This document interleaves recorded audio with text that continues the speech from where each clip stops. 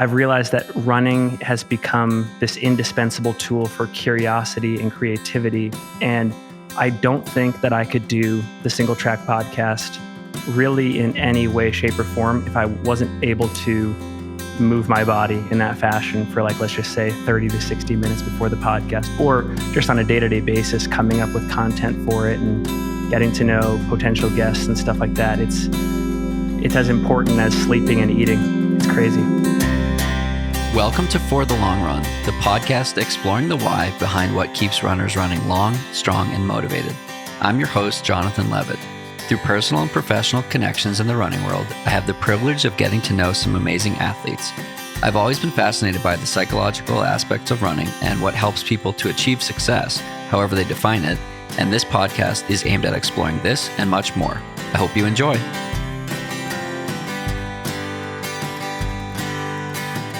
We are psyched to announce a new partner of the podcast, Lauren Daniels. Lauren is a realtor helping buyers and sellers in the greater Denver and Boulder area and beyond, and has been a good friend of mine for a few years now. When I decided I wanted to buy a place in Boulder and put down roots here, I was completely overwhelmed by the home buying process. Lauren was already a good friend, so when we first talked about home buying, I felt a huge sense of relief. She's a neighborhood expert, has an incredible attention to detail, available for any and all questions, and made what could be a very difficult process super easy.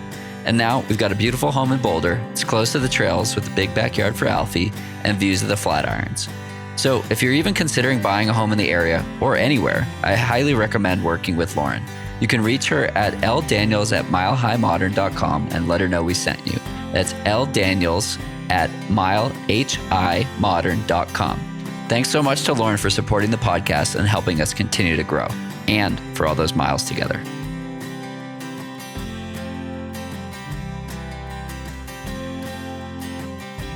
This podcast is sponsored by BetterHelp. Here at For the Long Run Podcast, you know we love to talk about the bigger stuff and the deeper stuff and get down to the nitty-gritty of what makes life interesting and beautiful. And while a lot of what we talk about on this show is about our physical capabilities, a big part of what we believe in here at the podcast is doing the internal work. The more we can do the internal work, go to therapy and get the support we need, the better we can show up for our communities, our families, and as athletes. And that's why we're proudly sponsored by BetterHelp, because like them, we believe that therapy is for everyone. With BetterHelp, you can tap into a network of over 25,000 licensed and experienced therapists who can help you with a wide range of issues.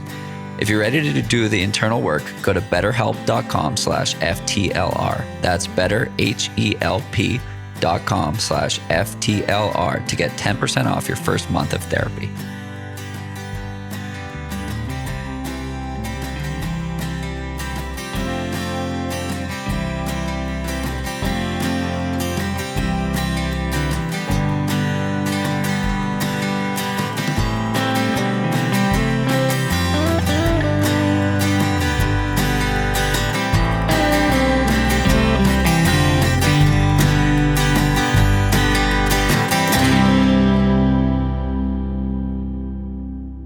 So they recovered the car and you got a new one?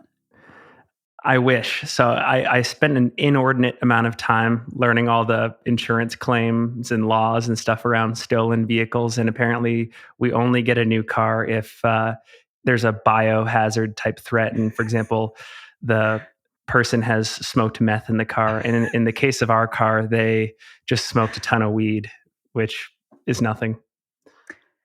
And welcome back, or welcome to that's the Singletrack Podcast.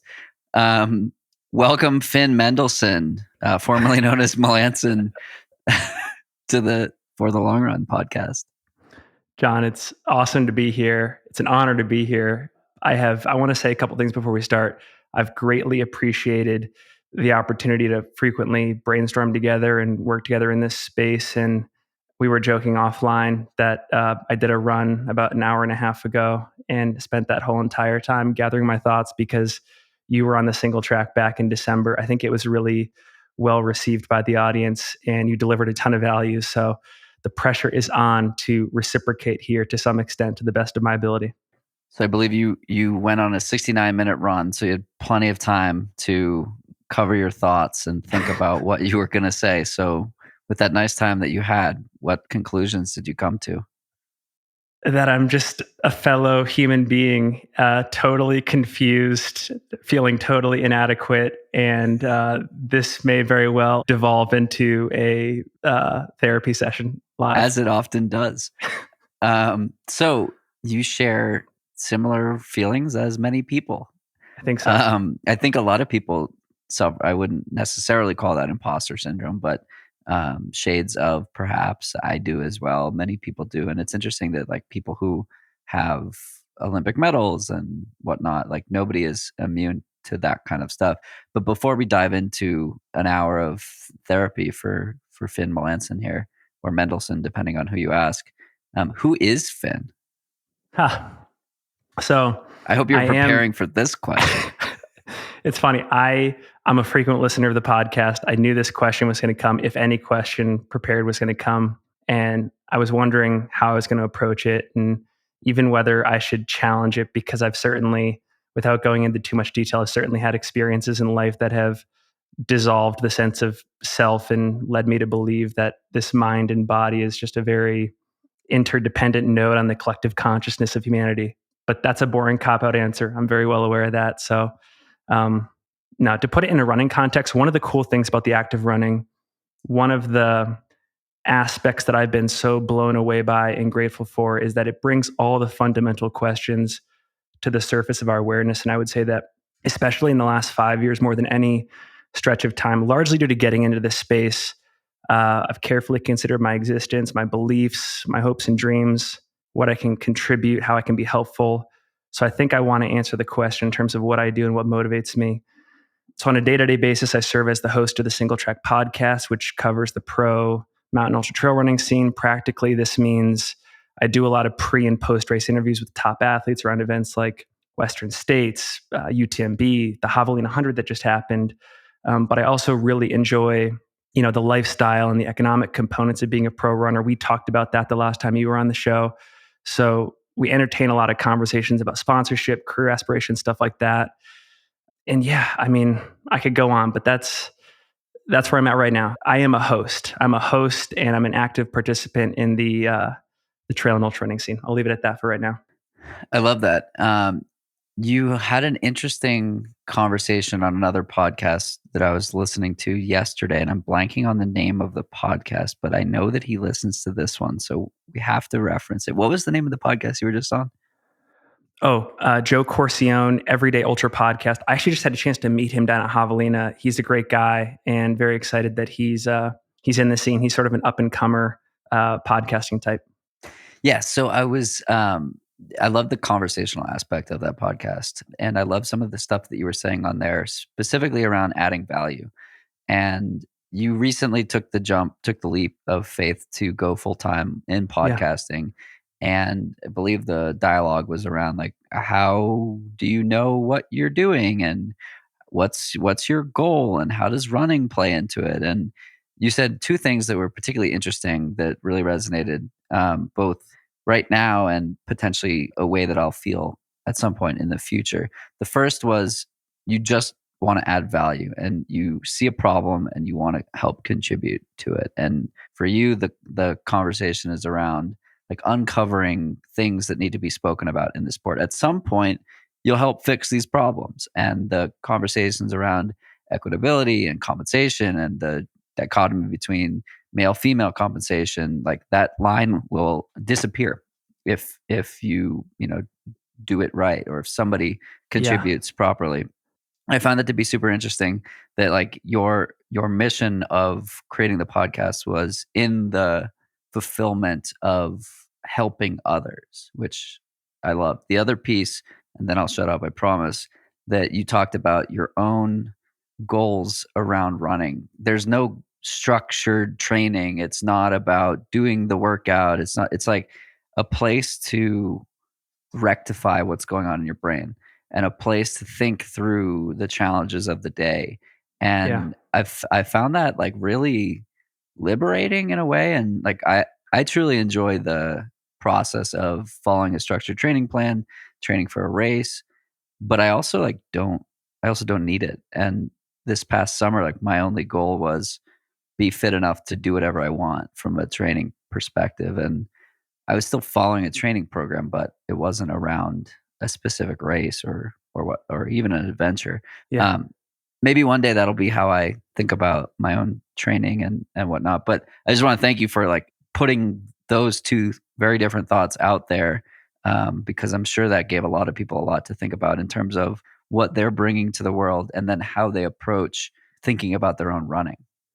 For sure. I really appreciate that. And, I rarely listen to my own podcasts or stuff I've been on because I think like a lot of people, there's some weird explanation in like biology, but I can't stand the sound of my Your voice, which I know voice, yeah. it's super weird. And like, I'm super bugged out by it and I just don't do it. But I did tune into that one just because it was the first time I had ever been on someone else's podcast before. And yeah, I'd almost want to throw this back to you. I apologize for becoming a podcaster on a show I'm supposed to guest on, but like, do you go through any routines to get ready for a show, like beyond just like the research of getting to know the person and You're to supposed to prepare do questions and research and stuff like you're that? supposed to, so the joke is that when Finn had me on his podcast, we had like an hour phone call prior, and Yeah. he took a bunch of notes and he took, and it was very well thought out. It was very intentional. I am more of a fire from the hip and just like have a bunch of topics that I find interesting and I'm curious about. Like literally the only thing that I intentionally intended to mention in this podcast were the two things that I just mentioned already, and make the Mendelssohn joke. Well, it's in this particular case, I meant it more like in the same way that we do like dynamic warm ups and stuff before a workout. I've started to think critically about like how should I get ready before I hit the record button on a podcast? Like, should I go on a run and clear my mind? Should I drink like a specific cup of tea?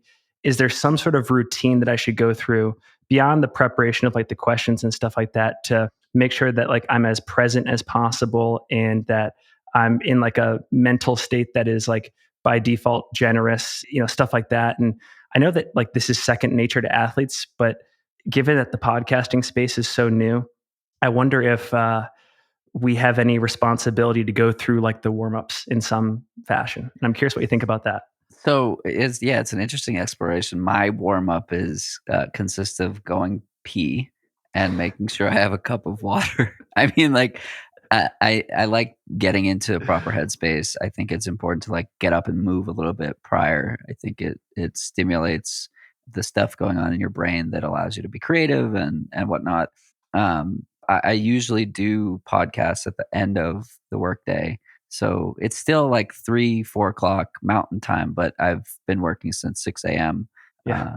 Usually. So, I mean, sometimes I'll do it during the day as well, but it's usually like right now it's 3:42 mountain time. So my work day is over. I've done a lot in the day and it helps to, go, particularly for someone like you don't have a rapport with, to like go for a walk, go clear your head, do these types of things. But it's a good question. And maybe I'll, explore being a little more intentional around it. But it's not something I think about, to answer your question.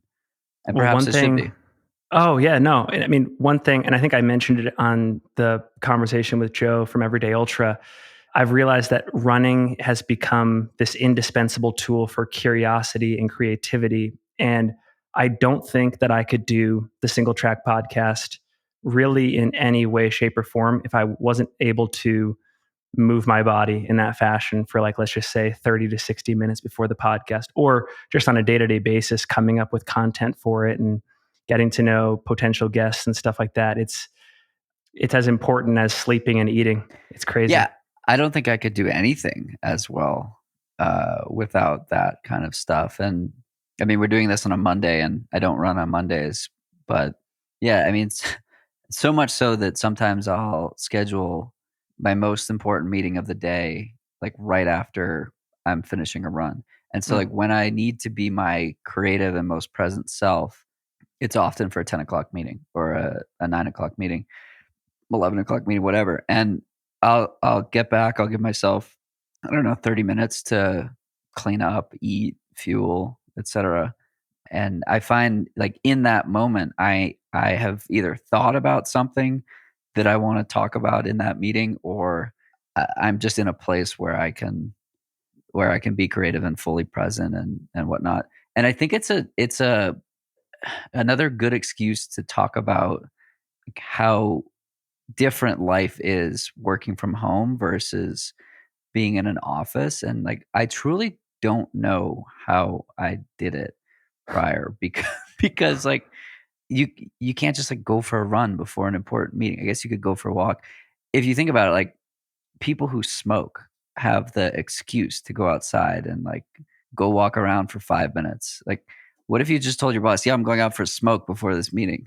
Like, it's equivalent to like I'm going for a run around the block in terms of the time, but one's acceptable and the other's not. But maybe we're getting to a place where like this type of preparation or mental preparation is more valid than the ability to stand outside. I think back to a snowy run in Boston, and it was like absolutely dumping snow, and I run by this guy sitting outside smoking, and I was like, he was like, "Man, you're dedicated." I was like, "No, you're dedicated. You're standing outside." It was actually raining. I was like, "You're standing outside in the rain. Like this can't be fun. At least I'm having fun." So yeah, maybe there's some or a lot of validity to the like mental preparation through physical movement. I should go back and do another round with Brad Stolberg on, on that topic. That was a great podcast, by the way. And I know, like, for example, you and myself and Scotty Coomer and other folks in the running podcasting space have started to hash this out in Twitter threads. But I do believe to some extent that what we do is a performance, even though, especially like what we're doing right here, it's totally genuine. It's not scripted. We don't have any particular agenda other than hoping that in some way, shape, or form, this provides value to listeners. I do see it as a performance. And anytime I'm involved in a performance, I feel like there has to be some contained amount of time beforehand where I'm like in the figurative locker room or out on the court, What's your pump up music? Finn's walking out to Taylor Swift, 3 a.m. edition. It's funny. I'm actually going to my first concert since COVID started. I'm going to the Dave Matthews Band here in Salt Lake City on Wednesday night. And I'd say that type of music is probably more my jam. But I would have guessed that. Yeah, I'd say early 2000s jam bands / I don't know, U2, Coldplay, Dave Matthews Band is probably my core 3 from back in the day. But I don't have a warm up song. I don't know. Maybe what we'll do is I'll throw together a Word document after this episode concludes, and I'll kind of brainstorm the ideal warm up routine for what we do. So you're telling me that. Okay, so one of the things you talked about was how the Singletrack Podcast is doing a lot of pre-race interviews, and so you have weeks where you put out 6 to 10 podcasts. How are you? Right, like I'm often like amped when I finish a fun recording. How do you get up, get down, get up, get down, get up, get down? That many times in a day. And I asked that, like, I've talked with Emily Abadi a number of times about this, and she'll record 3 or 4 podcasts in a day. And those are like hour to 2 hour podcasts. The pre-race ones are, I don't know, 15, 20 minutes, which isn't to downplay it, but like you're doing a lot of them. How do you do that? And I'm super self-conscious about it in a sense because, and maybe we'll talk about the attention span of the audience as well as how many times on a day-to-day basis, week-to-week basis, month-to-month basis, they want to be quote unquote interrupted with a new episode in their feed. And if they feel overwhelmed about, keeping up and listening to everything, like maybe we'll talk about what the ideal format is later on in this conversation. There's a couple ways I make it happen. Number one, this is going to sound super weird, but I basically have this massive Google Doc in my email drive, and I have all of the athletes listed out in our sport that I think are interesting or are at some point going to be involved in these races. And I just to add notes. It's like a running encyclopedia. And like maybe 2 weeks ago, I listened to an episode with Abby Hall, and she's recapping her experience at Transvolcania and UTMB. And I'm thinking to myself, you know what? 10 months down the line, I'm going to be having her on the show pre-race for the 2023 UTMB. And I have these notes ready so that by the time it's time to have her on, no research is involved, no prep is needed.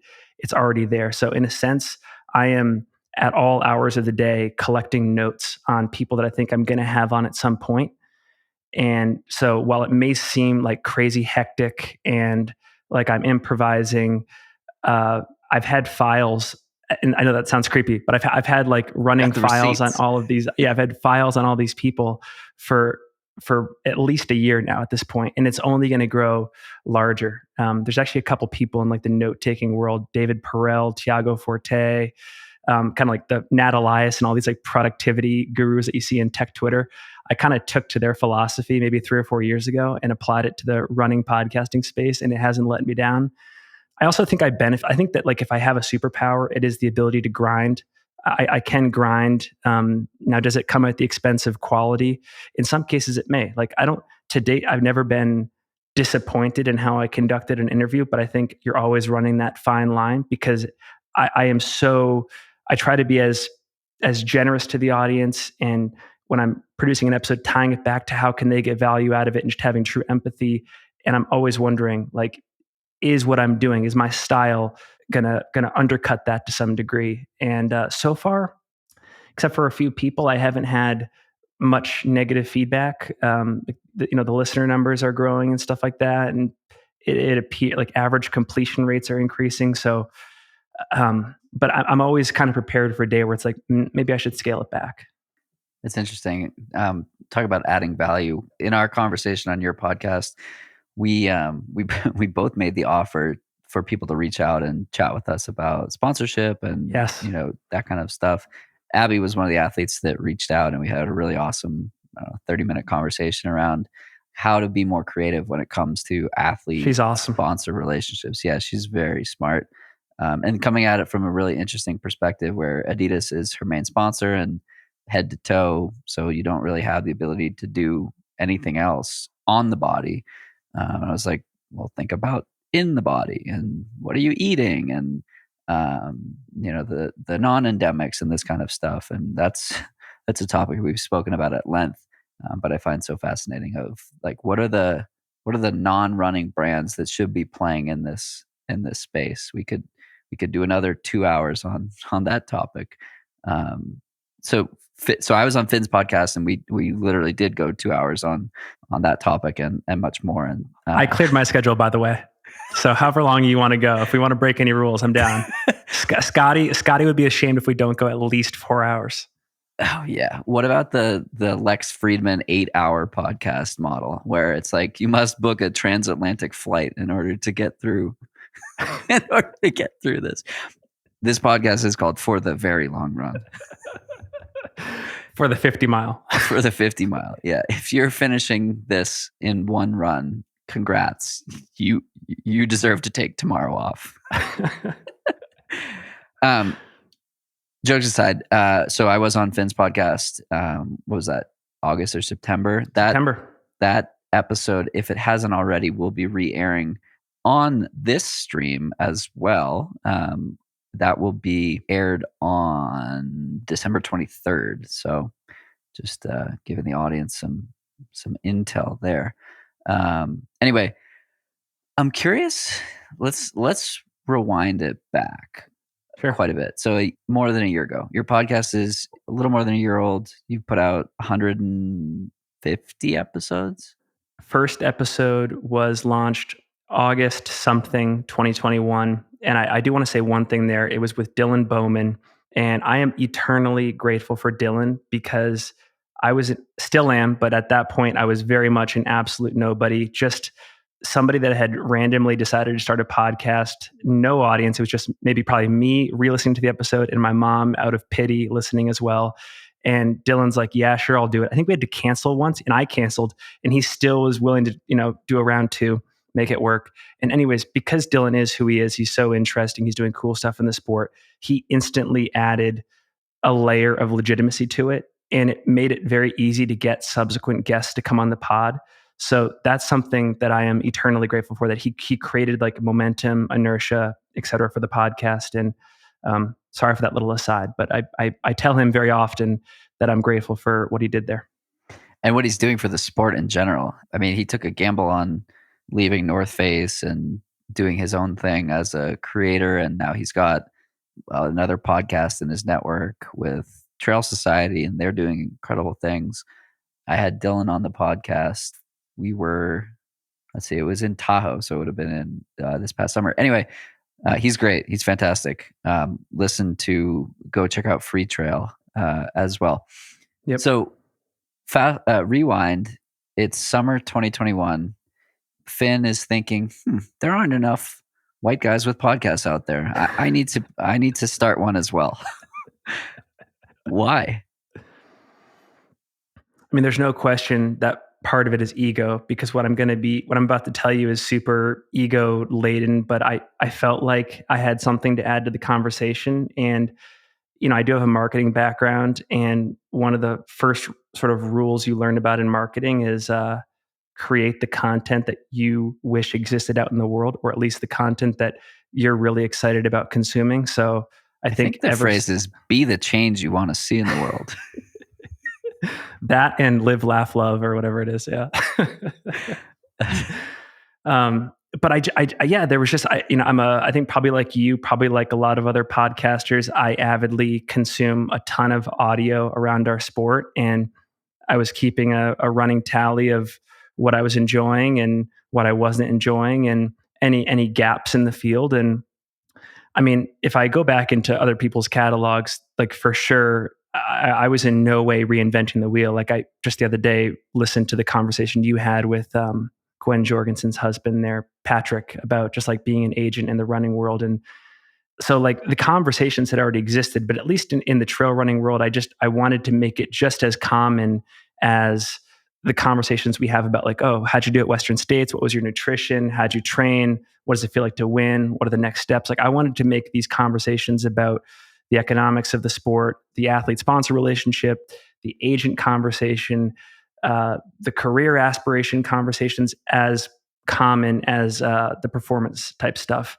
And, I go back to that grind mentality. I felt like I had the energy and the willpower to stick with it for at least a couple of years. And I know that this comes as no surprise to you, but podcasting is totally a grind, and building an audience is totally a grind. And I just told myself, like, don't even look at the metrics, just do this for like 2 or 3 years and then see where you're at. I felt like I just had all of that willpower to just press start and go. So that was it. And I was in a super hospitable environment too. Like there were people around me that were fellow content creators, and they were holding me accountable, and it was very heady times. And I think I mentioned this in the conversation with Joe from Everyday Ultra, but in a lot of ways we felt like indie rockers. Like we had these like countercultural things to say, and we felt like oppressed, and like we were building an audience, and it was tough times, and we were just kind of like banding together and making it work. And I had like that going for me too, which was super cool. So it was a confluence of events. So day one, that's why you hit record the first time. Why'd you keep coming back? Or why do you keep coming back? I think I keep coming back because it's an excuse to talk with people like you. Like I think we'll talk about this later in the podcast, but one of my favorite things to do, and I actually tweeted this out the other day, is to kind of close up my laptop, and right around like 2 or 3 p.m. when you start to get like totally exhausted and you have that like internet brain where just like you can't even like do any deep thinking anymore. You just find somebody who's interesting. Elon's tweets. Exactly. You just like go walk around your neighborhood and you dial somebody interesting in your sport, and you hopefully talk for like 30 to 60 minutes to be reinvigorated and re-inspired. And a podcast is so helpful in that regard, because it's super hard for me to say, hey, Dylan Bowman, can I just call you and we can have like a conversation that is just going to live between us in perpetuity? It's much easier to say, hey, Dylan, I have a podcast. It has an audience, and I'd love to talk with you about XYZ topics. Will you do it? Like the instant answer for the latter one is yes. And I wasn't going to be able to explore my curiosity about all of these inner workings of mountain ultra trail running if I didn't have that bridge in between myself and the people I was interested in. I didn't have that value add for them. It was basically just me saying, hey, I'm curious. I want to pick your brain. There was nothing in it for them. So I needed this. That's so fascinating. I started a podcast because I was I was already having those conversations, and I found it to be selfish to keep them to myself. Which is basically saying the same thing that you're saying, but in a different way, like curiosity leading to conversations with good people. I mean, like I was doing this for work and meeting people like Zach Miller and all these types of like really incredible athletes. I mean, the number of times that I had like an hour conversation with Devin Yanko, and I was like, should have just recorded that. Um, so many, and then it got to a place where I was like, you know what, like this is it. I must. It was a conversation I had with Zach Miller where I asked that he was running 160 miles a week at the time, and Yeah. I still haven't had him on the podcast. I need to do that, but I asked him, well, like, why are you doing that? And he spoke for 10, 15 minutes without stopping. And so now I'm in a place where tomorrow I'm running with Kara Goucher, I run with Gwen, I run with Kat all the time. And like sometimes those runs feel like cheating on my audience because there's so much value gained in those meetings, like in those runs. I've become such a better athlete and such a better person. And like the information or the back and forth or the curiosity that gets obliged, or I don't know what the word is, met in those conversations. Like that's truly why I started podcasting. And then so yesterday was the New York City Marathon, and then after the marathon, I saw a bunch of tweets that said, so one of them was from Holly. She's fueled by lulls on Twitter. She's very fun to follow. Yeah. For those who don't follow her. Anyway, she was like, I don't want to hear from the same 5 people that are going to go make the rounds on the podcast after New York City Marathon. I want to hear from people that are finishing in the dark. I want to hear from the people that, took 6 hours to finish the marathon. And so I put out a call. I was like, if this was you, talk to me, like reply, let's talk. And so I've booked up a couple of those conversations, and I'm curious your thoughts on this. It's such a fine line between like growing the audience and like having people on that people will click into versus like having really interesting conversations with people that have 100 followers on Twitter, and like nobody's ever asked them their story before, but their story is probably so relatable to everyone that's listening to this podcast right now. I got to go back for a second to what you said, because I thought it was brilliant about quote unquote cheating on your audience and therefore feeling like you need to put all these conversations on the record. And I think this is a rhetorical question I ask myself all the time, which is how can we democratize these privileged conversations that were happening? And I always think about, I go back in time to like 2016, 2017, when I was living in Maine. I had no running community to speak of. I wasn't in touch with anybody. Or I think about some random guy in remote North Dakota who probably loves ultra running, but just has no community around him, nobody to like bounce ideas off of and just confirm his identity in the community. And that's why I think that what we do is so cool. There was one other inspiration for me to get Singletrack off the ground, and it was an episode of the Billy Yang podcast. We should put this in the show notes because it's so good. It was the conversation that he had with Topher Gaylord back in 2017 or 2018, where it just felt like one of those conversations that Billy and Topher might have been having behind the scenes in Chamonix, like before or after the race, but like they pressed record and got it on the record. And Topher talks about like what it takes to break into the outdoor industry and how he got involved in the early days of the Ultra Trail du Mont Blanc event and sponsorship and stuff like that. And that to me was one of the few conversations at that point in time that I felt was like a truth teller type conversation. And really, I felt like I was a fly on a wall of just a really rewarding conversation. So I just wanted to go back to what you said about like cheating on the audience, because I think about that all the time. And I think about people that are totally isolated, that love our sport, and how can we bring them into those figurative smoke-filled rooms of our sport. So that's the goal of this podcast, right? I want someone listening to feel like they're a fly on the wall with the conversation with someone interesting. And when I finish an episode and I feel that that's the vibe, like I'm so pumped. I'm like, I nailed it. I nailed that one. And so it's so hard, right? So I did my first 50 episodes in person, and it's a lot easier to feel like a fly on the So wall. cool, by the way. But that was that was how I was having the conversations originally. And so the only change was sticking a mic in front of somebody's, or putting a mic in somebody's hand and letting them talk as we sat on the couch or whatever. And so the next 200 episodes, almost 150 episodes, probably like 80% of those were digital. And so now, like, we deal with the variability of someone's internet connection being a challenge. Like, I just had a conversation with Chelsea Sodaro, who finished first at Kona this past year, and Mm. I felt like we had a really good conversation, and it left me wanting more. It left me wanting to sit down on a couch with Chelsea and like hit record again, because the technology limitations were impeding our ability to like have a back and forth. Now, so I've switched over to Riverside. This is not a plug, or it is a plug. It's not like a sponsored plug by any means. You had me. Be nice if it was. Yeah.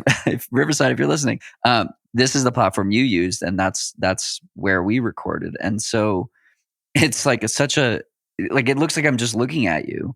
And I mean, your setup is better than most. Your internet's stable and reliable. Your sound quality is excellent because the Google internet's amazing. Yeah, because you have the same mic that I have.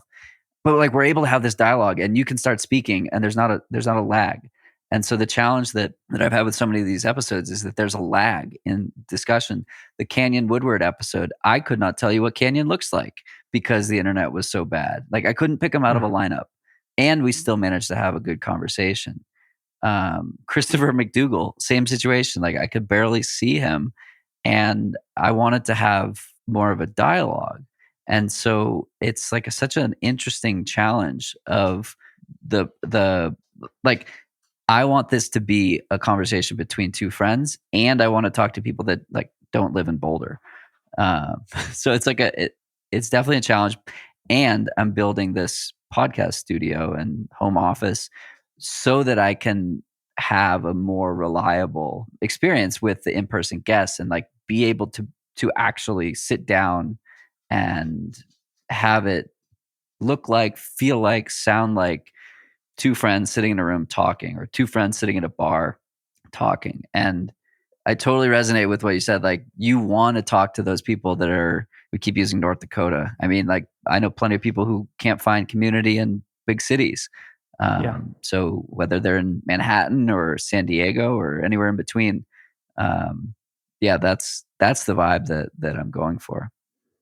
By the way, one other thing I want to mention is, and it's something that I appreciate about you, and maybe we'll talk about your gym setup that you've rigged together in your backyard. But I always appreciate, like, whenever you see a problem like in your own life, you're like, fuck it, I'm just going to do this myself. And like, you built like the sauna, the ice bath, you have a hex bar deadlifting setup out there. Same thing with YouTube. I think one day I was like, dude, like, you should get on YouTube. You're like, fuck it, I'm getting on YouTube. And like, you're building this studio, and it's probably going to be even sicker than mine. And I just appreciate that, man. Like, good stuff. Thanks. I mean, part of it is cost savings. Part of it is like, I want the best experience possible. I mean, some of that strength stuff, or the ice bath and whatnot, like, some of that stuff was a gift, some of it wasn't. But my justification with all of the some of that, it was like, I'm paying $1,500 a month to go to a gym, or I was in the past. After a couple of years, like, that pays for all your stuff, and then it's in your house. And I'm supremely invested in the idea of spending money to save time. And if you can do things that add time back into your day, because it's the only thing that you can't get more of, no matter how much money you have in the bank, like, that's worth it. So Yeah. I was going to a gym in Boston, and I was basically only paying for a membership to use the sauna.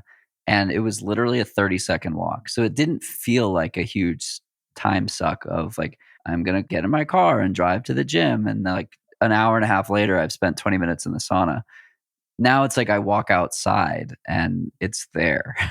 And so it's not, a 15-minute drive, get into the place, do this, do that. So the takeaway is not buy a sauna to like save time. the takeaway is there are things that can be done to add time back into your day, whether it's, using the Calendly app to schedule meetings, and, you Yeah. feel kind of like a tool because it's so informal, but everyone does it, and it saves time instead of can you do Tuesday at 3 p.m.? No. Can you do Wednesday at 4? No. It's just like, that's a waste of time. That doesn't need to be done.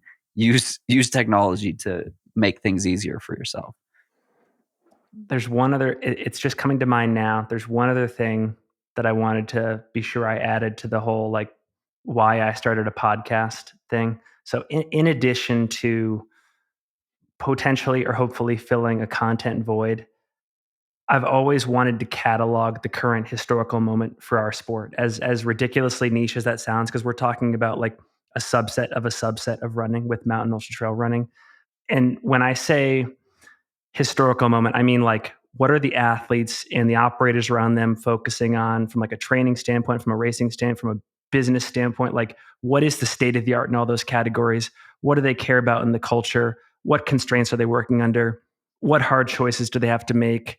How is the sport changing? What is the best response? Like, for example, like right now, do we go corporate or do we stay indie? And obviously, like, there's security and there's growth in the former, and there's I imagination mean, some and of us have been called romanticism. corporate already. Exactly.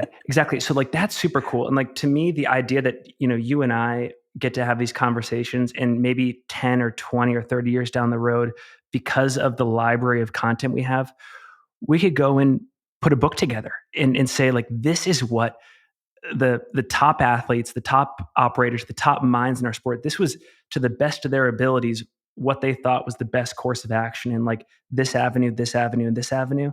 And I love that opportunity. So I don't think that like the payoff is immediate. It's totally an experiment and delayed gratification. But I think that what each of us and anybody else that's a podcaster in our sport is building becomes like the ultra running or running equivalent of the Library of Congress. And we can go back and point to, like, you mentioned Abby Hall earlier, and Killian and Jim and Topher Gaylord and Dylan and Corinne and Kara Goucher, and to expand beyond ultra running. Like, I think that, like, that is super cool too. Like, that's one of our many cool investments that if we want to cash in on via like a book or a movie or something later on, it's super cool to me. So out of all of that, what's been the most surprising thing of this era that, I'm assuming you had some hypotheses when you started this, and you're a curious person as well. So you probably are constantly testing those hypotheses.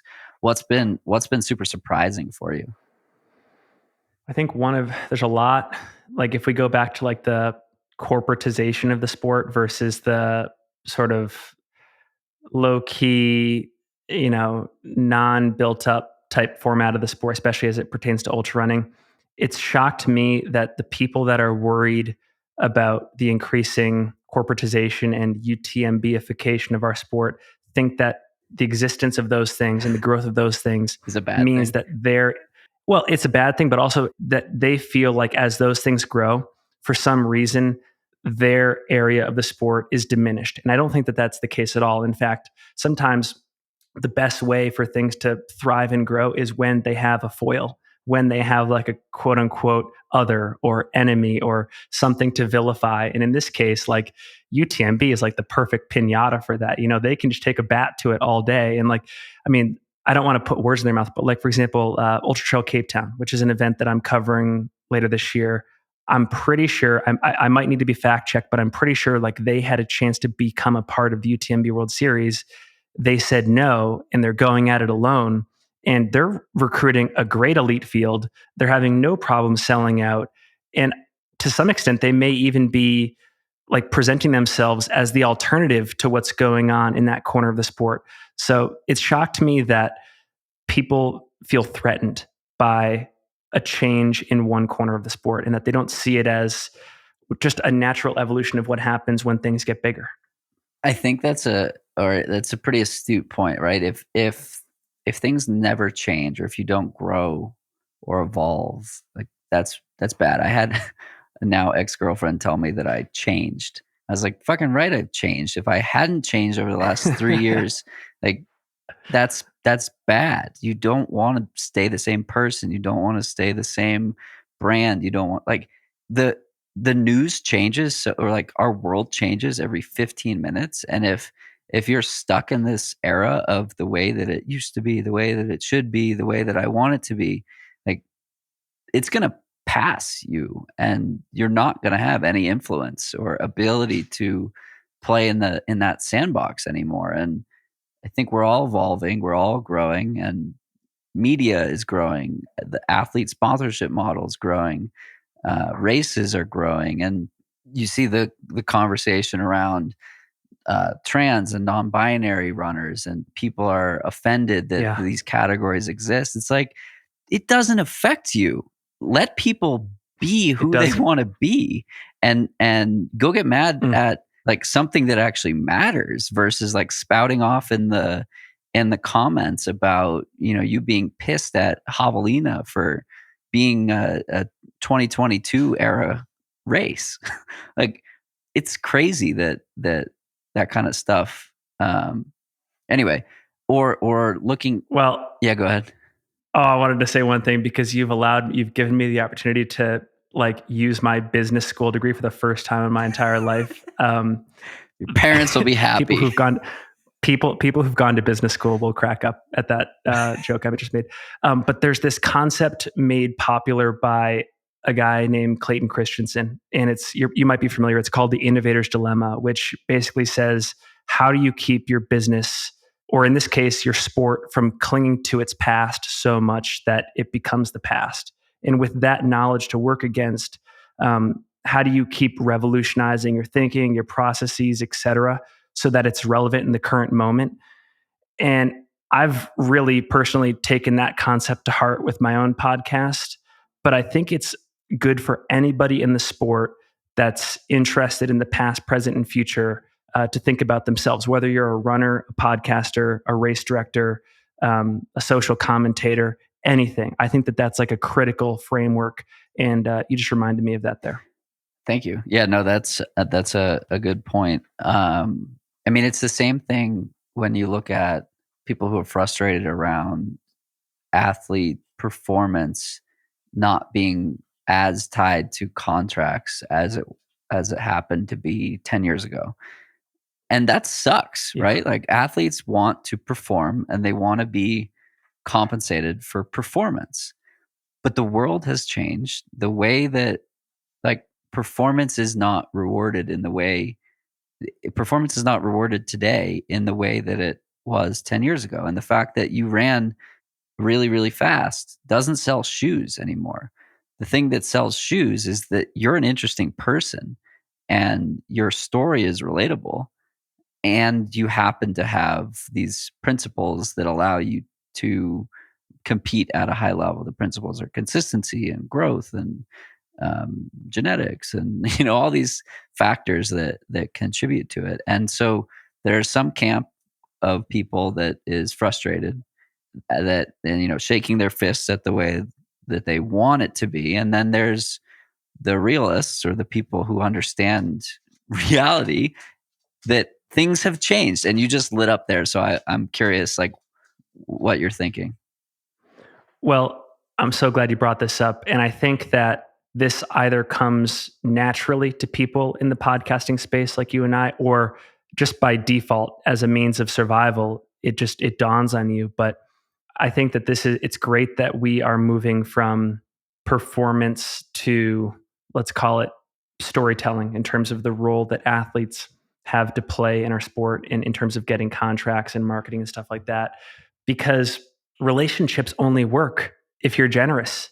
If you give, and you're empathetic. I don't know if you follow you probably do, the ya boy Scott Jurek account on Instagram. Like, he has this running joke about how race reports are so stupid and nobody reads them. And I get that, because most race reports suck and nobody should read them.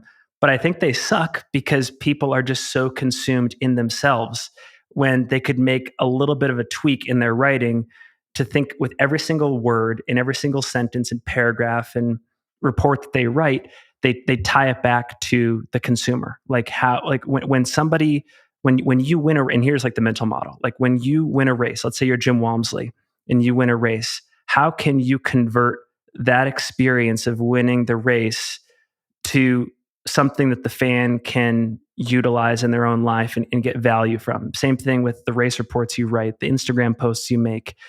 You have to make that conversion in this day of age. You have to be generous with your knowledge. You have to create and perform with all of that in mind. And there are a few athletes out there that I think have gotten that message and are doing it. And I think a lot of the content that resonates in this sport is because it's so generous. You and I, we talked about Keely Henninger last episode. I think she's like a paragon of generosity. If you read her Instagram posts about Inside Tracker, I'm not plugging them intentionally. She writes in a way that is not self-congratulatory. It's all about like, here are my experiences written in a way that ties it back to the experience of the person reading this content and how they can benefit. And I think that by default from today onward, if not this already starting many years ago, athletes have to think with that frame of mind whenever they're running, performing, or creating. And if they do, they're going to be incredibly successful, and there's going to be contracts coming their way and riches, to the extent that we can say riches in the world of running. Like, things are going to work out for them. But it's not if they're just performing, but then doing it all behind closed doors. The Galen Rupp versus Eliud Kipchoge conversation. Galen Rupp is, I think that like he's an exception to it, but he's like a dinosaur. Like, I think that like the Galen Rupps I don't think that the next generation of runners is going to have a Galen Rupp. That's probably my bold prediction. I'd like to have Siri remember this sentence in 10 years and we can fact check it ourselves. Yeah, but so look at Kipchoge.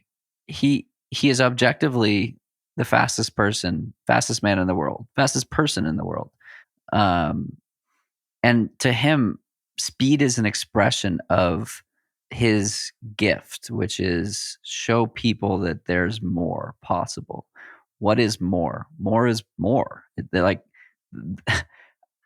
I was on a run the other day, and it was a group run, and someone was like, "Are you the guy that talks about breaking 2 as your marathon goal?" I was like, "Yeah, I have tweeted that before."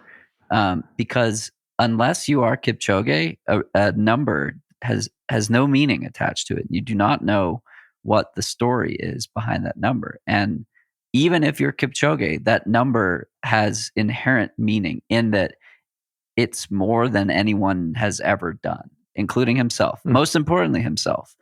And so the idea is that like without knowing the story behind that number, it's completely worthless. So I may as well tell people that, my marathon goal is breaking 2, because, I have friends that have run 2:35 the hard way, and 2:35, like if I ran 2:35, like that's a lifetime best plus a few more minutes probably in terms of like my ceiling.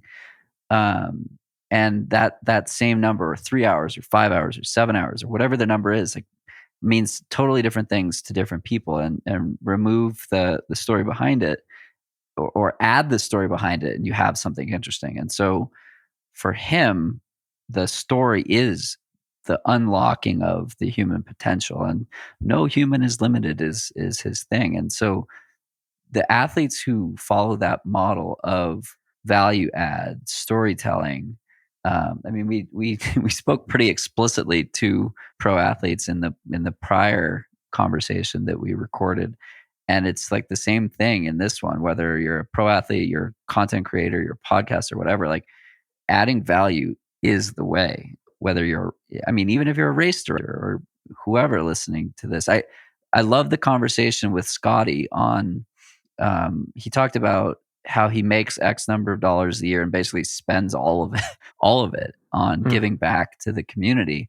And so I took that conversation. I was like, what can I use or take away from, or take from sponsors and leverage that to adding more value? And some of it is starting YouTube. Like, I'm not just bankrolling the ability to put out content on YouTube or create a podcast studio or whatever. It's all facilitated through the sponsors that enable this show to actually be produced, and be produced by people that do a much better job of it. But my goal of it is like, I want to grow this podcast to reach more people and like have more of an impact. And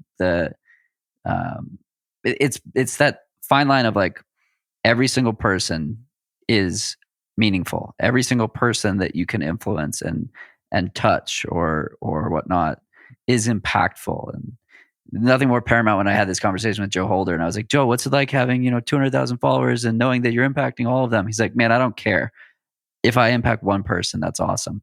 And I'm like, yes, that's true. And if you can impact a lot of people and help a lot of people feel awesome and validated and whatnot, then that's great. And like the conversation I had with Allison Desir, we talked about a sense of belonging, and the number of texts and messages and DMs and whatever that I got after that one. I was like, I must keep putting out information like this, and I need more people to hear it, because like this is the kind of stuff that I want out there, that I want people to hear, that I want to hear, kind of a thing. And so for me, it's like this constant recycling of sponsor money into growing the sport, into growing the audience, into like helping everyone have this better experience. I don't give a shit about the number of dollars that I take in. To me, it's like, what can I do with that money, and what can I do? How much can I do with it, and like keep reinvesting it? Like I'm spending like $4,000 a month on, or more than that, on this podcast. I love that. And it's like, it's a bit of a gamble, but it's a fun gamble, and it's like, it's worth it to me.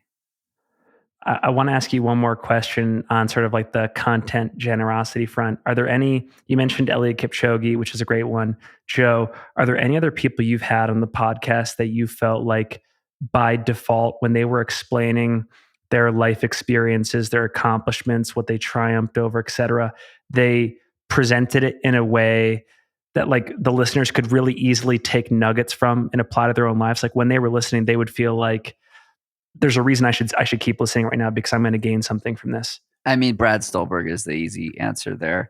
I learned a lot from that one. Lottie Albertson Junkins, yes. That one was fantastic.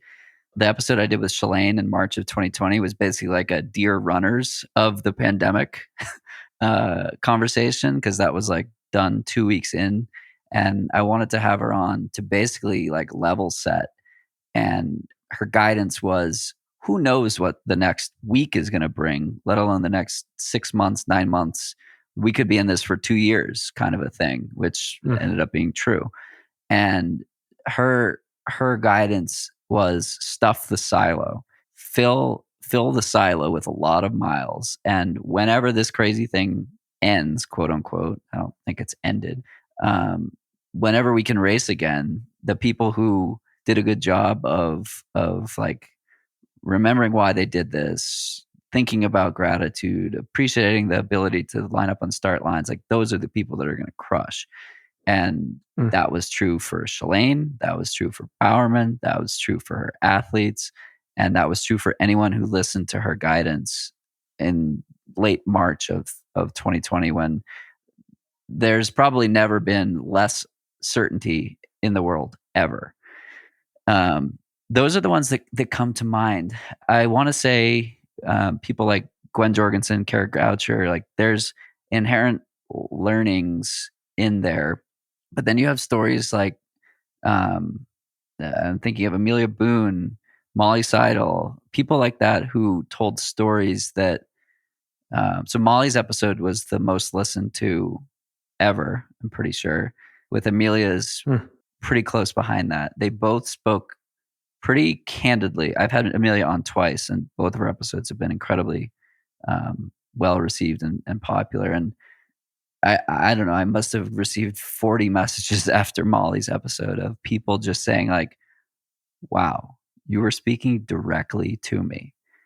And I internalized it, and I appreciate it, and I learned from it. And like, that's the conversation I want to have. So when I saw Holly's tweet of, I don't want to hear from the same 5 people over and over and over again telling the same story. Oh, it was a hot day in New York. I don't really care that it was a hot day in New York. Why did you keep going? What are the things you're struggling with? how did you get from start to finish? Oh, it's dark. Oh, they removed all the tables and there's no more water, and you have to bring your friends along on a bike to enable you to like reach the finish line. Like, that's interesting. You could have just gone home when they said the race is over. But now we have the finish line project where I was watching Ali Feller until 11:30 p.m. cheering in the last runners, and now it's like a movement. Like, those are the people that, it takes them 7-8 hours to finish. Tommy Pusey took him almost 7 hours. Tim Tollefson, he paced someone, I'm pretty sure, and it was like seven and change. Like, I gotta ask Tim for a connection to that person. I don't know. To me, like, we have this opportunity to. Sorry, I've turned from like host to guest here with how much I'm talking. Oh, dude, no, I'm captivated. Dude, you're good at it. I'm fascinated.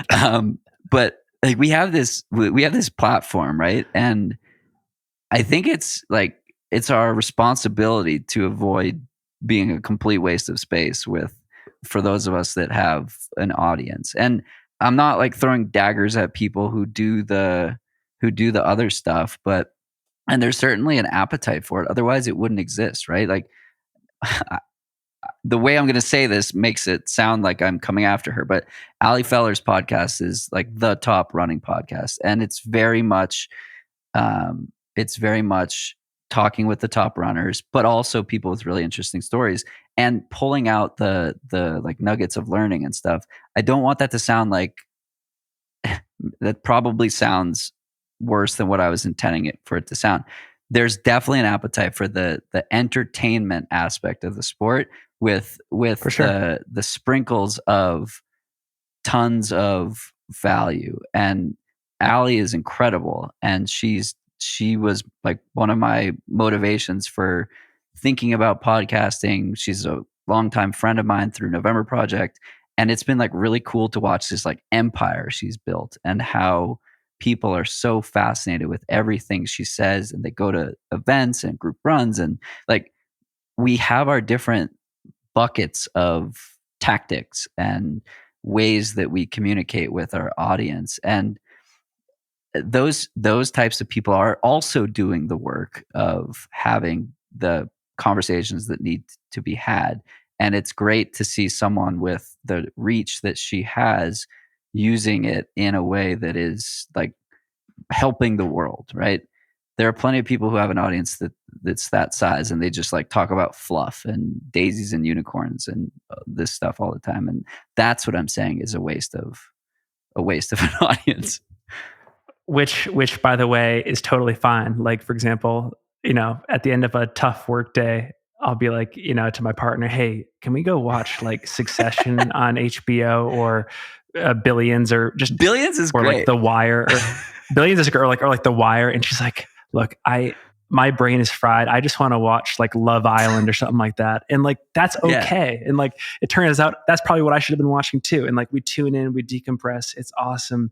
And like, and I'll just say this to the audience, like, I don't think Singletrack is a place that you go necessarily tune out to decompress. It's a tune out. No, it's like an intellectually curious conversation.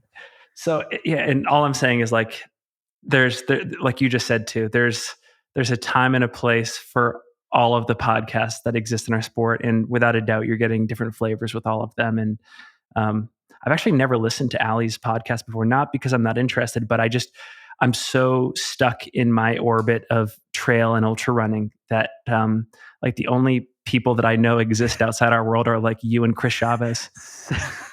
So I highly recommend Allie's podcast. She has like 10,000 episodes. So you can pick whoever you want to listen to. I think she's been doing it since 2017. Another one that is completely different than yours or Dylan's or anyone's is Emily Abadi with Hurdle Podcast. She seems fascinating. She is fascinating. I have heard of her. Yeah, and her life experiences matched with her education and career background in journalism and writing sets her up to be really, really, really good at what she does. And like I've sat in on a number of. She did an event with Des Linden with us. She did one with Shalane with us, and steers an incredible conversation. and is also talking about like the big stuff as well as the more entertaining aspects of the sport. And I think you've done this pretty well. And it seems like a lot of other podcasters in the umbrella running space have done this well, which is transcending the audio to live events and like in real life type stuff. It does happen to some extent in the trail world. Like obviously Dylan Bowman and Corinne Malcolm run the live feed at Western States. They do it great. Dylan's done UTMB live coverage, but like being like calling the shots at the Boston Marathon or being on like Chris Chavez this past weekend, being on on the truck, like that's so, and like I think you've done some stuff for Tracksmith at Boston before, and that jump to me is super cool. And there's more of it coming. I was just talking with a friend who manages a lot of these budgets, and she's like, brands have money, brands want to meet face to face with people, and it's happening next year.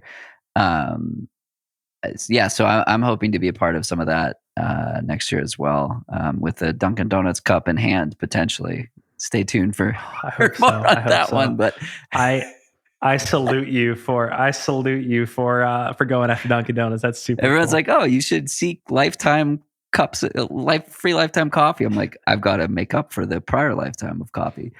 Dunkin' Donuts does have the best coffee out there, so we can move on from there.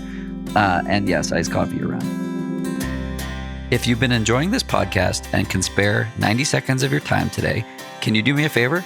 Can you pop over to Apple Podcasts and leave a review? It helps other people find and enjoy the podcast too. Thanks so much. Is it a good market to buy a home in? What about to sell a home? What even goes on in the housing market? How do you even keep track?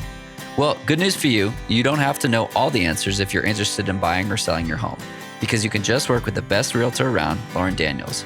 Whether you're thinking of buying or selling your home, Lauren is your go-to. She treats every client with care and helps make what could be a very scary process, dare I say, fun. Lauren helps you get organized and stay on top of important deadlines and guides you towards the right home for you instead of pushing you towards something that doesn't feel right. Even if you're not ready yet or you're not in the Denver or Boulder area, we highly recommend following Lauren on Instagram because she's always sharing great information about the housing market. Give her a follow at lauren.in.colorado on Instagram. And if you're already ready to start the conversation, give her a shout at ldaniels@milehighmodern.com and let her know we sent you. That's ldaniels@milehighmodern.com. BolderBoulder. Wow, I get excited just saying it. If you're not familiar with the BolderBoulder 10K that happens here in Boulder every Memorial Day, it's one of the most fun races out there.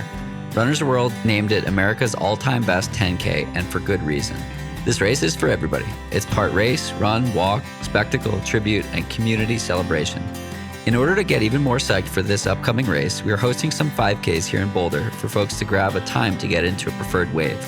Regardless of if you want to start in the A groups, just want to move up from last year's wave, or have never run in the race before, come on out and join us in Boulder for a fun community 5K to come together and get pumped for the BolderBoulder extravaganza. The first 31 waves are seated entry, and there are plenty more waves for all paces after that. Join us on Saturday, February 25th at the left-hand trailhead at 9 a.m. to get your time trial in.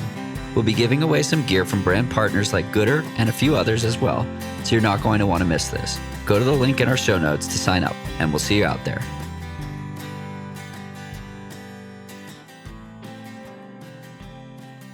So we've been talking a lot about sponsorship and like what enables podcasting to work. And I don't know, sometimes I feel like I go way too inside baseball on this kind of stuff, and then I do it and people are like, this is fun, this is interesting. Finn and I chat pretty regularly on this kind of stuff, and whether it's every Friday or whether it's on rain texting or the only cancellation is if your car gets stolen. So let's not have that happen again, right? Thank you, Progressive Insurance. They're actually huge podcast sponsors, not of this one, but in general. So you should seek that out. That's awesome. I forget where I was going with that. Oh yeah, the inside baseball stuff. I mean, there are just some things that enable podcasting to work, and we've talked about this. And when I was listening to your podcast with Scotty, it was actually what motivated me to sign up for your Patreon because you weren't really promoting it. And so his point was like, sometimes people just like want to fill the tip jar. And so I think that's an interesting model. The idea of rating and reviews, this helps more than people might know, more than I might know. But I've made, a pretty concerted push to ask you, the listener, or you, the viewer. Where's my camera? It's huge. It's Yeah. If you're a listener or a viewer, it's probably, and Scotty might debate us on this. I think it's the most important thing you can do. That and purchase like the products with the discount codes. But I would even put the rating first, I think. Yeah, and it gets back to like what's the goal? What are we trying to accomplish? And what we're trying to accomplish is have awesome conversations with awesome people and have a lot of people hear it so that we can grow, we can advance the sport, right? I've talked at length about my desire to bring non-endemic sponsors into the running space because I see value and I see like what people are doing, and I want to support pro runners. I want to support content creators.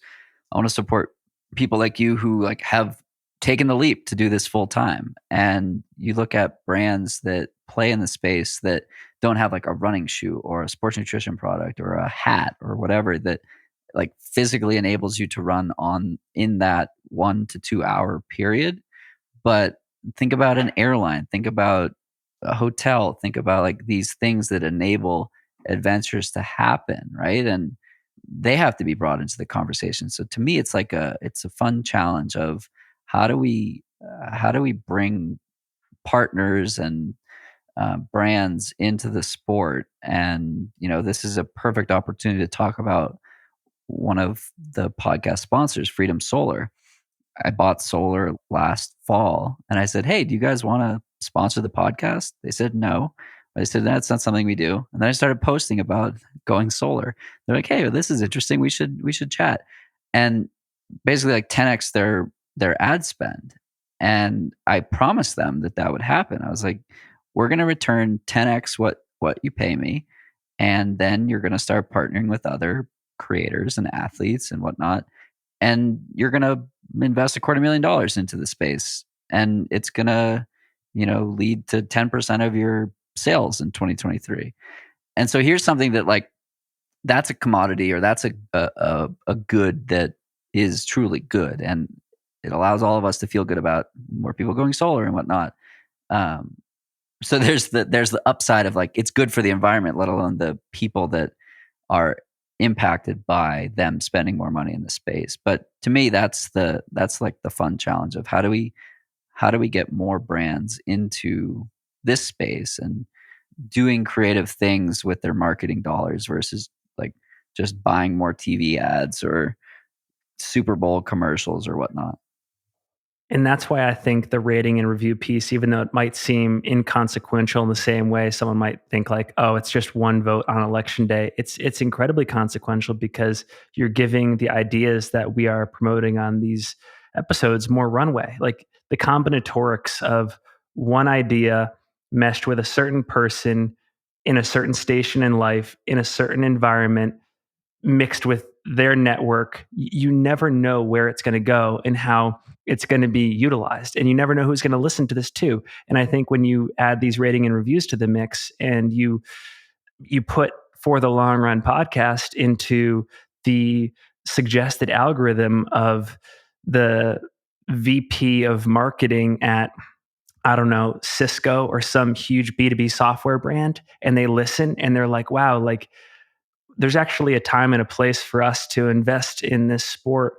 You just never know. So you're increasing the serendipity of these meaningful like milestone events in the growth of our sport to take place. And I know that it sounds like way overblown to be like, it's just one rating. Are you serious? Like this, you're talking about the butterfly effect? Absolutely. I'm talking about the butterfly effect. Like let all of that take shape and you'd be surprised at what's going to happen. Absolutely. Agreed. And that's just one rating, one review. Please do it on the Singletrack Podcast on For the Long Run. It takes 5 seconds. Please, please, please. Subscribe on YouTube as well. YouTube is another interesting endeavor, talking a lot about it at work and for the podcast purposes. And we're just starting to understand the YouTube algorithm as well, and the reliance on shorts and this kind of stuff. But Yeah. again, not to get super into the weeds on that kind of stuff. But I find it to be another interesting medium of like how to communicate with people, and the face to face aspect of it as well. Where if you're listening to this podcast, like I've had people stop me mid sentence, having met them at a race or whatever, Yeah. and they're like, "Wait, do you host that podcast?" They never see my face, but they've they've heard hours of my voice, and it's such like a bizarre, like you don't know what somebody looks like, but you know their voice, and you have that connection to them from an auditory perspective. And to bring it, you talked about Abby Hall earlier. I love Abby. She's awesome. But she's locked up, right? Because like with Adidas Terex, she's head to toe in their gear, and she has limited opportunities when it comes to exploring partnerships strictly in the running space. But I follow Abby on Instagram, and she's got this incredible fashion sense, this incredible design sense. There's so many opportunities outside the world of running for her to utilize if she wants to. And when you talk about non-endemic stuff, as we are in this podcasting world, sky's the limit for athletes as well. And Sky's not the limit, because airplanes are an option too. that's right. That's right. So I love that. That's something that you're making a lot of headway on. And it makes me realize sometimes how small I'm thinking. Like the other day you texted and you're like, "Hey Finn, I think I'm going to go for Dunkin' Donuts." And I'm like, shit, I was going for Ultraspire. Like I need to change my... No, but I don't think there's a problem in that, right? Like we talked about the different audiences for podcast listeners. Talk about different audiences. I mean, like I couldn't go after a B2B brand, but you could, because of the types of conversations that you're having on your podcast with industry executives and whatnot. I just had a thought and I completely forgot it, but damn, it was a good one.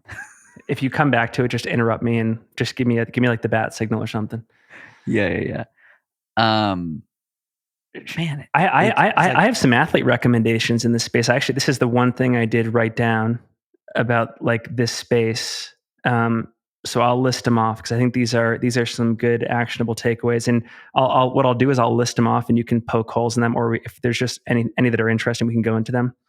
The first one, in this day of age, in the 21st century, being a pro runner, and you're thinking about sponsorship and whatnot, be a relentless combiner. So as we talked about with Abby, maybe bring in the fashion sense, bring in the music influence, the software influence.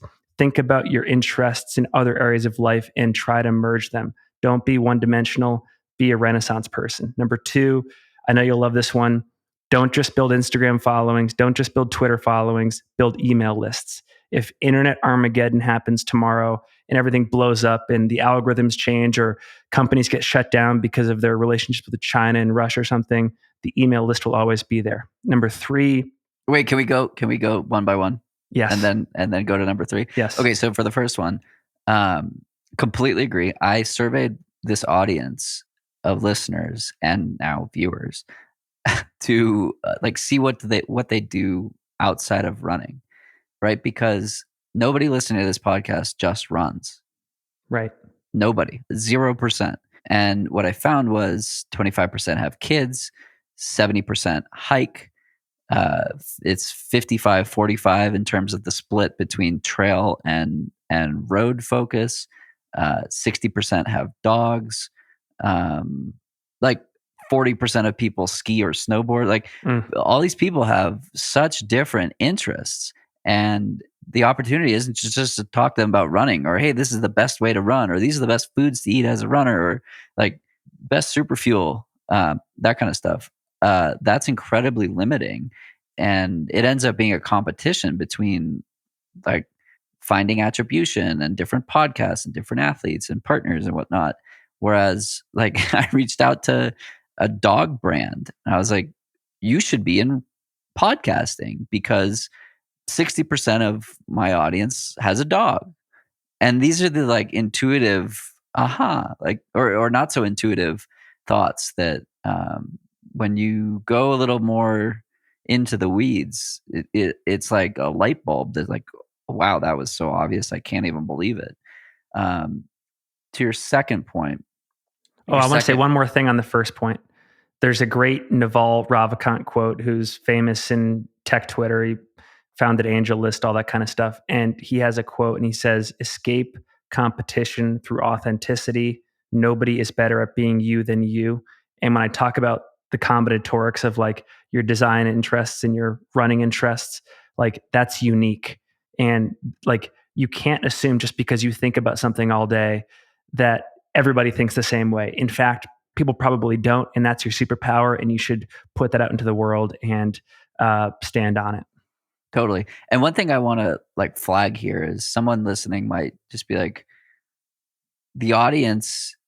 So the goal of partnering with a brand for the podcast is not to just like whore yourself out to a bunch of different companies. It's like the goal is always, how do you, as you said, be your authentic self, make recommendations that are valid and organic and authentic. And we've talked at length about like the number of brands I've declined that came in, with a big dump truck of money trying to say, oh, we want to advertise on your podcast. It's like not that easy because it's all about trust, right? The people listening may or may not know me, and maybe they've heard, a handful of brands mentioned a handful of times, but like if you get those products, you're going to like them.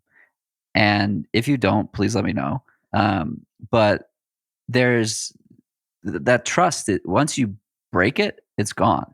And it's really, really hard to get it initially. And it's really, really, really hard to get it back. Earned in drops, lost in buckets. I love that.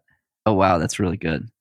Yeah, totally. And so to me, like I sit on both sides of the equation, right? I see the value of partnering with a creator or an athlete or whatever to like sell product, but it's also a way to connect with the people who are going to appreciate that product that they're buying. And so like when again, to talk about Freedom Solar or Tracksmith or whatever, like the experiences I have with these people and the people who are a part of the brand. Like I just had Colleen Clark, who's a regional sales manager at Freedom Solar, on the podcast. I'm going to have Drew Hartman, who's my digital marketing contact at Tracksmith. Like these are people that are just awesome people, and they happen to work for these brands. And I only buy stuff from good people. And I think we're all in a place where there are so many like snake oil salesmen and shitty companies out there peddling, the next hack or the next, best thing or whatever, that like I find it our duty or our responsibility to highlight like the good ones and the ones that are doing things Amen. to help. And it just so happens that they enable this podcast to happen. And it just so happens that, they, that kind of stuff, allow for growth of that. But again, it's a choice, and it's all about trust. Couldn't agree more. What was your number 3? Well, 2 was the email list. Did you want to talk about that more? Right. Yeah. The email list. So every so often these tech companies will have power outages or their servers will go down, and somebody who makes their living on Instagram or TikTok or whatever is like, well, what am I going to do today? And is it coming back tomorrow? And like, will I be able to eat dinner next week? And so it's really important not to be at the mercy of somebody else's platform. I mean, look at Twitter. Look at what Elon Musk is doing to Twitter. First, I think it's all these parody accounts, absolutely hilarious. I saw one today that was like, instead of a blue check, we'll be planting a tree in Israel in your name. And it's just like really funny if if you get that reference. But just like all this, like a month ago, there was none of that. And there weren't people leaving this platform in droves. What if you have 1 million, I was going to say Twitterers, followers, and like that's what's paying your bills? Like brands paying you to tweet, and all of a sudden it's gone. Like you have to insurance proof or foolproof all that from happening. It's terrifying.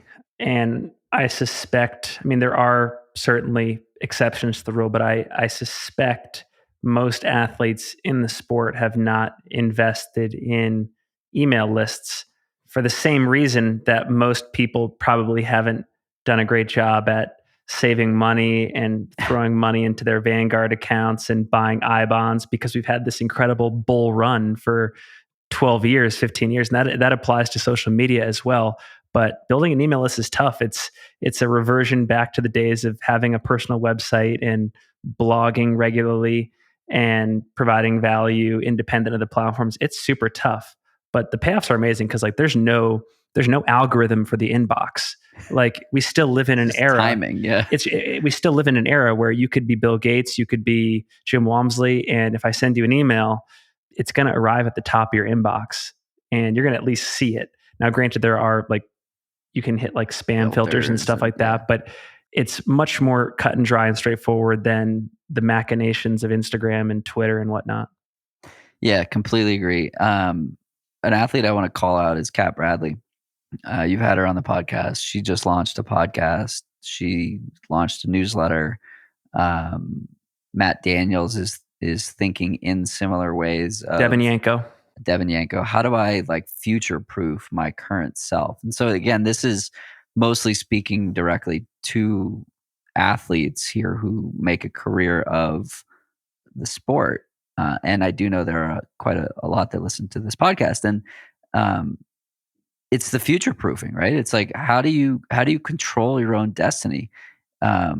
Matt or Kat, we need Devin's name to rhyme as well, but like those athletes could have zero top performances ever again and be fine because they've created a connection with their audience, and they're creating a continuous way to communicate with them. And whether that's a podcast, a newsletter, coaching, or some other method of like back and forth. Trying to find, because I love providing like good frames of reference outside of the running world for athletes to latch onto. There's the guy who wrote Atomic Habits. His name is James Clear. If you go to jamesclear.com, that entire website, like from his blogs to his book pages to his newsletter, the only call to action across that entire site is to collect an email address. He's not asking you to buy anything. He's not asking you to like follow him on social media. He's just asking for your email address. And he's one of the best bloggers of all time. And like, I'm not sure that we have a James Clear in the running world, but like, if you're looking for a blueprint as an athlete for how to convert, visitors to your website into email addresses, like his website's amazing. And important to note that he's giving away a free chapter to his book in exchange for that email. Yeah. And so again, it's a little transactional there, but there's an exchange of value, which I think is important. He's leveraging SEO and email big time. Those are like his two marketing strategies, which I think it's people have bashed SEO. They've bashed email collection for like 15 years, and they are the cockroaches of internet marketing. They just don't die. They don't die. Yeah. So getting back to some of the principles that I discuss on a more regular basis on this podcast, I'm curious if you were to fast forward 10 years, what you'd be really proud of having accomplished.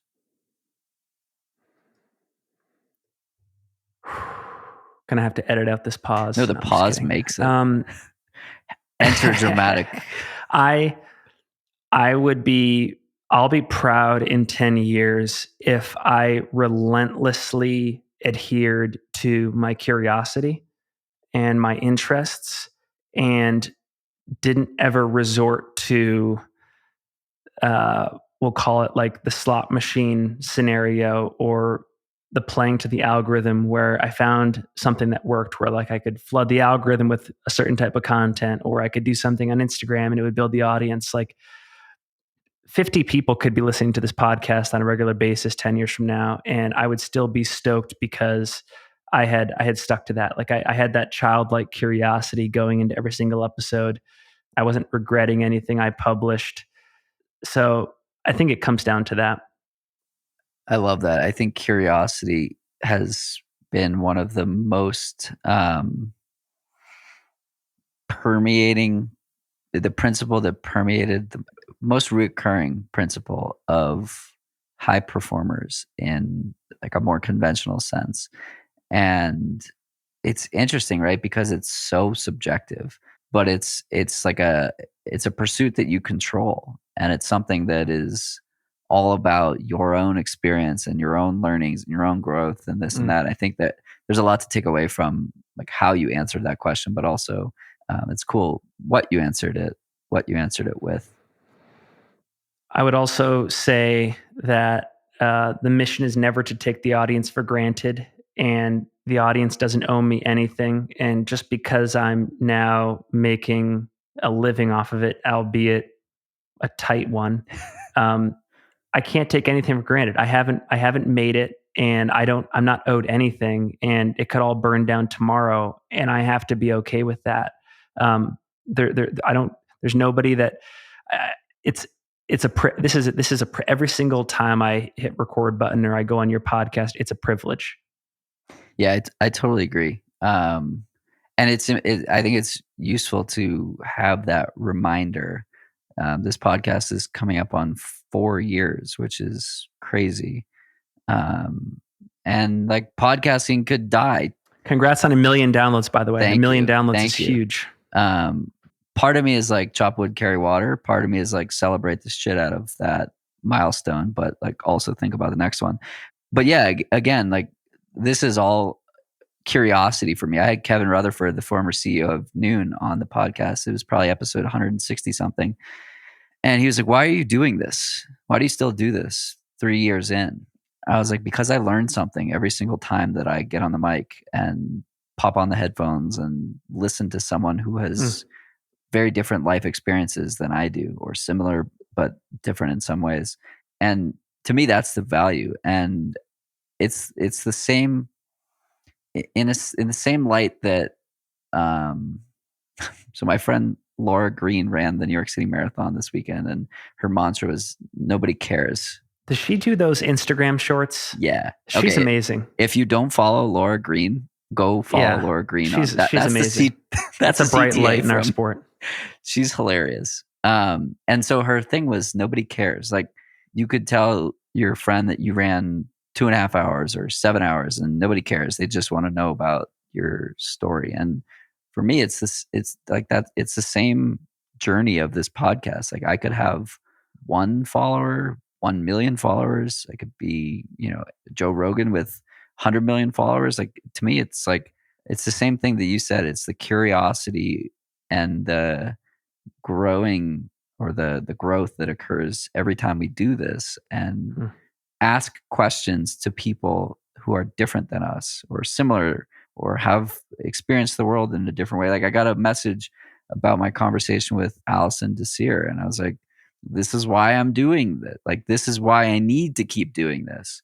And like speaking to people that I need to learn from, let alone the audience needs to learn from. So yeah, I love that answer, which segues into my next favorite question. Could I say one thing? Yeah. Can I run through that list really quickly, finish it up? Oh, yes. Okay. The third one is invest in the medium that suits your personality and skill set. So like you mentioned, Matt, Devin, Kat, that's 3. Number 4 is regularly network. So like my colleague, Brett Hornig, does this well. He calls like 7 elite athletes before every single race he does and gets their opinion on stuff. 5 is go to a lot of events. Don't isolate. And then the last one is get good at storytelling. And if you want, we can unpack that, but that's the rest of the list. All really good feedback. Ruby, who is listening to this episode, is our show notes specialist. I'm sure she'll be taking notes of that list of 5. I just want to talk about her for a second. She is a collegiate runner who is so passionate about the sport that she's working with a bunch of podcasts and listening to. She's basically the behind the scenes of a handful of different podcasts that you may or may not know. Lindsay Hine, the Female Athlete Endurance podcast as well. And I've been working with her for a year, I guess, a year now, 6 months, long time. Anyway, talk about like invest in the areas that you thrive, or invest in the pieces of the puzzle that you're good at, and let somebody else thrive on the rest. Like, she's done an amazing job on this one key aspect that is so important. And it's really cool to see, whether it's Kat with her podcast and realizing that social media is not her game, but podcasting is, or Matt with in person, a focus on in person coaching and camaraderie and teamwork, and the Boulder Boys, as I think you called them.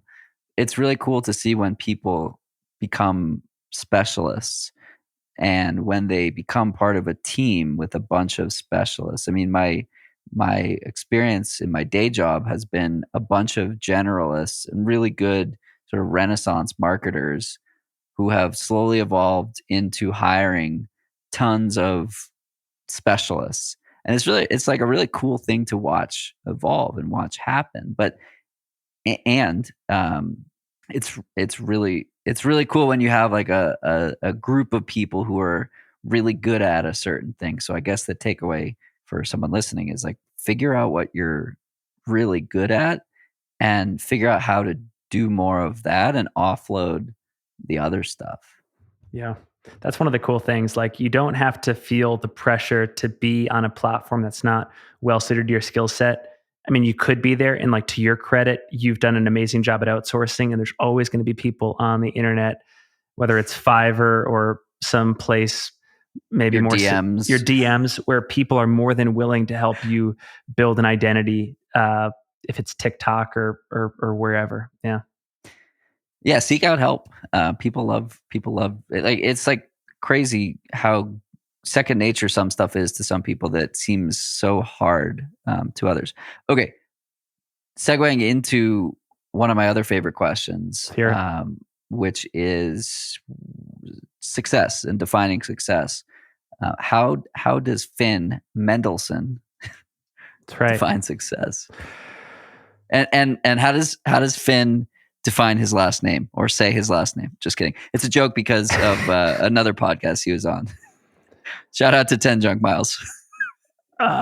There's a great, how do I define success? There's a great book there's a bunch of great books by Joseph Campbell, who's famous for popularizing the hero's journey in the American consciousness in the second half of the 20th century. And he's big on this whole idea of following your bliss, and the belief that whether or not you choose to acknowledge it, there is an inner voice in all of us that wants us to follow a certain course of action in life. And it's our responsibility, especially if that voice has been shrouded or hidden or whatever due to various life circumstances, to uncover it and to go and do it. So success to me is aligning with that in adulthood, because I think I mentioned that Naval quote earlier. Like, there is a combination of traits that each one of us has that, if we recognize those things, there's a station in life for us to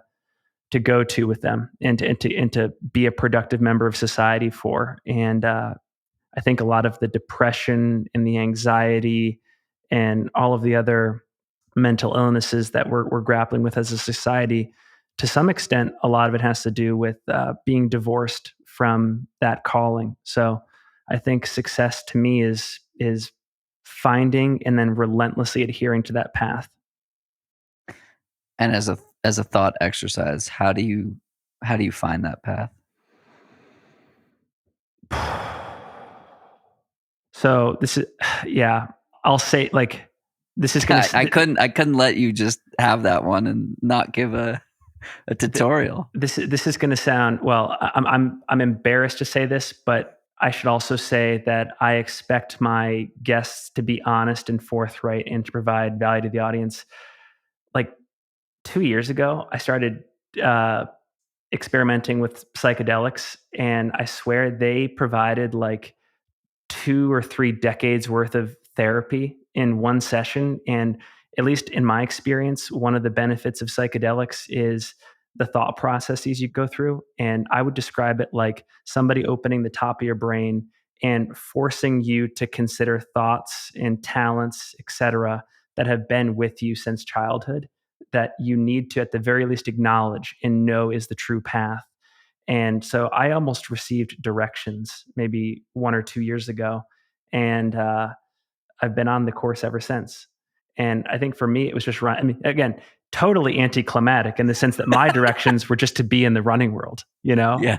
Like it wasn't like go and found Extreme revelation. Go and found a new religion, or like go run for political office, or like go become like the CEO of a Fortune 500 company. No, it was just like, hey, I think you should have like a bunch of conversations with like runners and like talk about running. And I'm just like, all right, well, that's super underwhelming, but like right on.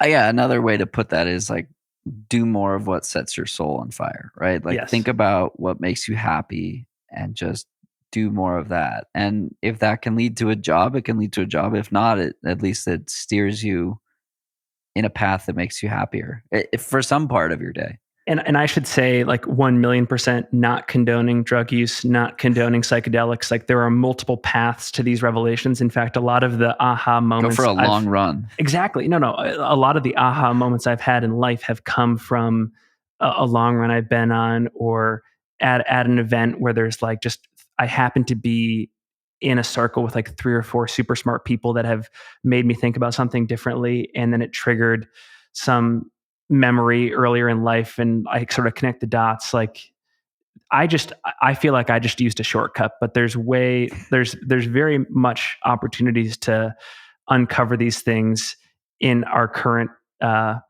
consciousness. I love that. Back to the creative process around the podcast, or the process around the podcast in general. It's 2022. A lot of people are probably thinking, "Oh, I should start a podcast." What's one thing that surprised you, or that you wish you knew when you started? I often ask this question related to running, but I'm going to ask it related to running podcasting. How non-technical the process has become. I think that I was super intimidated by all the bells and whistles of audio and video editing and uploading things to YouTube. And I use Buzzsprout. I think you use Anchor, like all of these different RSS feeds and stuff. Like there's so much terminology and bullshit around that. And we've gotten to a point with all of the platforms you can use, like we're using Riverside. I use Descript for like final editing. If you want it to be, it's all so simple. Like if you're worried about the technology piece, that's actually the last thing you should be worried about. The big thing you should be worried about is like guest recruitment and conversational flow and stuff like that. Like don't let technology be the hindering factor. Unless it's your bandwidth. Yeah. But like, and I've always been shocked at like each juncture where I've wanted to evolve as a content creator, that like for me, the reason that I was slow to start was because I was intimidated by the technology. Like I remember, or a couple weeks ago, I went to the Javelina 100. I was there pacing, crewing my frequent co-host of the Singletrack Podcast, Brett Hornig. And I was like, Brett, like I really want to, do like a little video of you in the race. And I don't know, I have this GoPro, but like, I don't know how to turn it on. I don't know how to like film. And he's like, dude, like hit that button, it's point and shoot.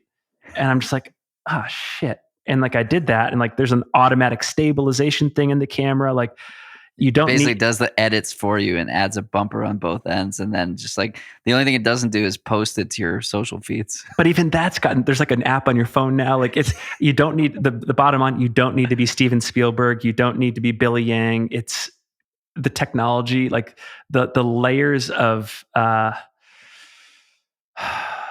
technology have just been so reduced. It's amazing. I want to you mentioned Billy Yang. Billy Yang's conversational approach has been one that I've tried to emulate with this podcast, which is like ask questions that matter versus like, oh, what did it feel like? Oh, like, I don't know, bullshit stuff. I always found his ability to just like dive straight into it. I mean, so much so that some of his episodes just like right from the jump, it's like big talk. Like really, really impressive how he does that. And the call to action, I guess you could take away from that or whatnot is like, try it in real life, right? Like, I love this medium because we've been going on for an hour and 45 minutes, which is now technically a long run.